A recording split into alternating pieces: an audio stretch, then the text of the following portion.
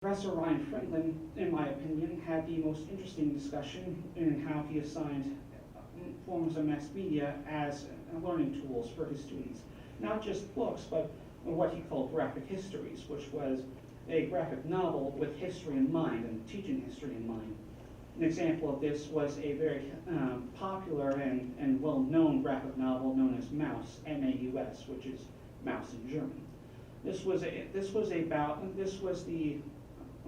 was from the perspective of Art Spiegelman, a son of a Auschwitz camp survivor who recounted the experiences his father had as a camp survivor as well as living in Nazi-occupied Poland.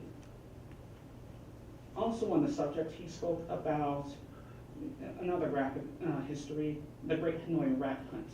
And this was a graphic novel centered around the French colonization of Vietnam and how they were going to establish a new French presence here as well as a new World's Fair.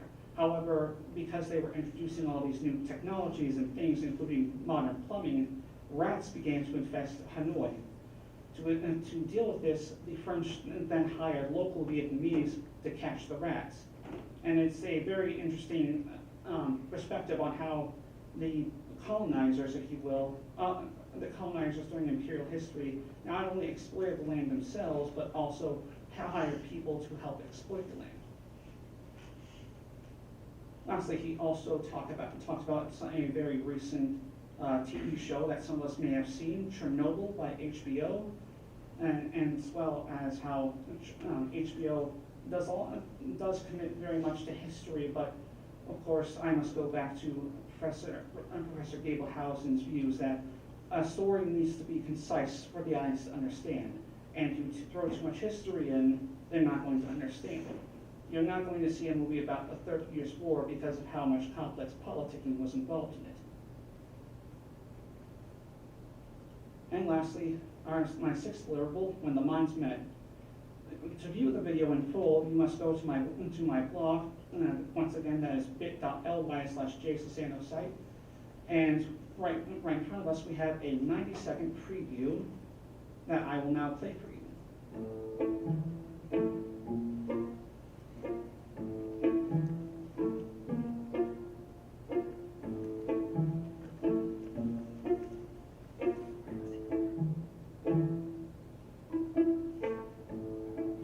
October the 8th, 4 p.m., a meeting of the minds was held inside Swanson Screen Room. The topic was history and its portrayal in mass media. Attending were Professor Ryan Franklin, Professor Melissa Jackson, and Professor Bill Gabelhausen. Professor Gabelhausen spoke on the subject from an entertainment perspective. Professor Jackson spoke from a documentarian point of view. Professor Franklin lent his thoughts from a position of historical education. I approached the panel with two perspectives, one as a documentary producer and one as being a person who has worked in the film industry.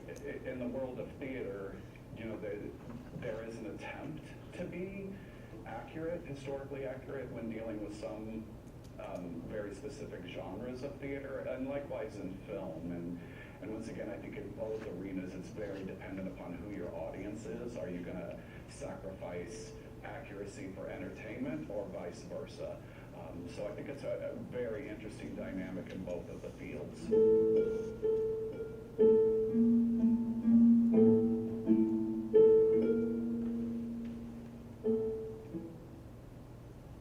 Once again, that is bit.ly/jsassano site. And with that, I would like to say thank you, my thank yous as it were. I will first of all like to thank my parents for allowing me to come to Piedmont College and pursue an education here. I would like to extend a thank you to the various professors and students of the Mass Communications Department. In particular, I would like to thank Dr. Van Canford for being my capstone professor and helping me get through here and pointing me in the right direction. I would like to thank Professor Melissa Jackson once again for coming to my panel and helping me and lending her expertise and point of view. I would like to thank Professor William Gabelhausen for also coming to my panel, as well as Professor Ryan Franklin. I will now accept questions from the faculty. Dr. Tangle. How do you feel? Yes.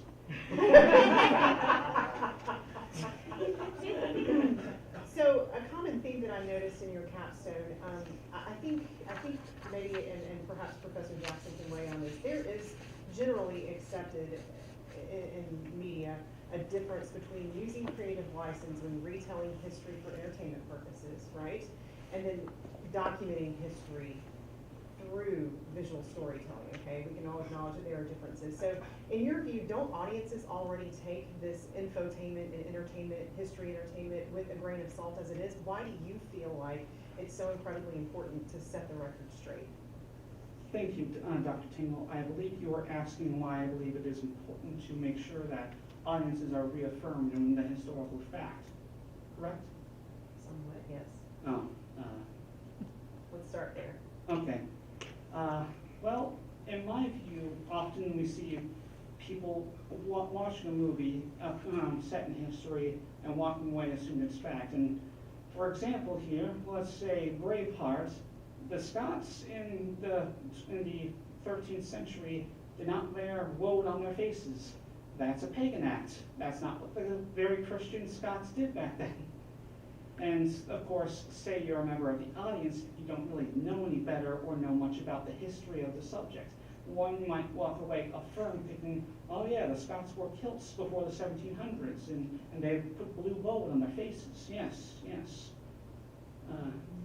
And therefore they don't feel need to seek any further information on the subject. Does that satisfy your question? Yes, so why do you feel it's important to set the record straight personally? Personally, oh, I'm sorry. Thank you, Dr. Tingle. I believe you're asking why I believe it's important for me to set the record straight. I don't think that explicitly I should set the record straight. I believe that people in the historical community, as well as people who are well versed in the subject, should also set the record straight. It's just that I want to try and help in my own way to make sure people think, oh, well, maybe it didn't happen this way. Maybe the Soviets were more well equipped than we imagined and hit the gates. Does that answer your question? Dr. Dennis. John, I enjoy your talking about history, and we've had great conversations about politics and comparing today to your tremendous historical knowledge. My question is, how do you intend to blend what you've learned in mass comm with your interest in history moving forward? Thank you, Dr. Dennis. I believe you were asking how I would weave in my historical knowledge into my career. Specifically mass comm. Mass comm. I believe that I would be best suited to help fact-checking people. Often we hear various people who are public figures, they refer back to history and say, well, this happened back then. And I would be around to help as a fact-checker saying, well, I don't believe that there were airports back during the American Revolution. I don't think we had those back then. Does that satisfy your question, Dr. Dennis? Yes. Dr. Moss. John, I enjoyed your presentation, and thank you for setting the record straight about many misconceptions when it comes to history in the media. And my question for you is, what was the most rewarding aspect of your capstone project? Thank you, Dr. Moss. I believe you are asking what is the most rewarding aspect of my capstone project? Yes. I believe that the fifth and deliverable panel was the most fulfilling, as I got the people who had expertise and experience in their fields and their brushes with history or mass media here, Professor Franklin, and thinking about it from their perspective, or the other's perspective. That to me was the most fulfilling part, as I managed to cross a bridge, or help people cross a bridge, as it were. Does that satisfy your question? Yes, it does. Thank you so much. Professor Jackson. Congratulations, John, for getting here and successfully completing the capstone. I've enjoyed working with you. May I ask you, you are a person who expresses very strong opinions, and yet you want to be a journalist, which is oftentimes not always the same thing. research on your capstone, how has this changed your opinion about anything? I believe, thank you, Professor Jackson. I believe you were asking, has my opinion changed on, my opinions changed Yes. on various subjects? Yes. To me, my opinion changed from from my perspective on the Romance of the Three Kingdoms. And for those who don't know, the Romance of the Three Kingdoms is basically China's version of the Iliad, except it's spread out over the course of 200 or so years, and it's about the collapse of the Han Dynasty. And early on when I started, I kept thinking to myself, why is someone presented like that? Why is Cao Cao, for instance, presented as a scheming backstabber who tries to control everyone in a very Machiavellian style? And why is he portrayed like that when the record shows that he didn't really act like that as much in terms of exceptionability? And he acted about as conniving as just about any other warlord back in his day. And I believe that the answer for that was to try and tell a more concise story. You can't really have a story without a villain, and that's what the heart of what the Romance of the Three Kingdoms is. It's a story. Does that satisfy your question? Yes, thank you. Mr. Sassano, congratulations. You made it up there and you made a nice presentation. However, as late as Monday of this week, you weren't sure if you were going to get up to present, is that correct? Yes, sir. Why was that? Because I failed to ensure that the video was in on time. How many deadlines did you miss this semester? I believe it was 3, sir, At least. at least. What advice would you give to those sitting in the audience now who are preparing to do their capstone next semester, so that they don't have to wait until 2 days before capstone to find out whether or not they're going to present? Thank you, Dr. Van Kampen. I believe you're asking what advice I could give to the others and people who are going to be presenting next semester, what advice I could offer them. So that they won't be in the same situation that you were in this week. Yes, so that they wouldn't be tardy sometimes. I would tell them, make sure that you make a plan and stick with it, even if you don't think you can, or if forces outside of your control try to wrest that from you.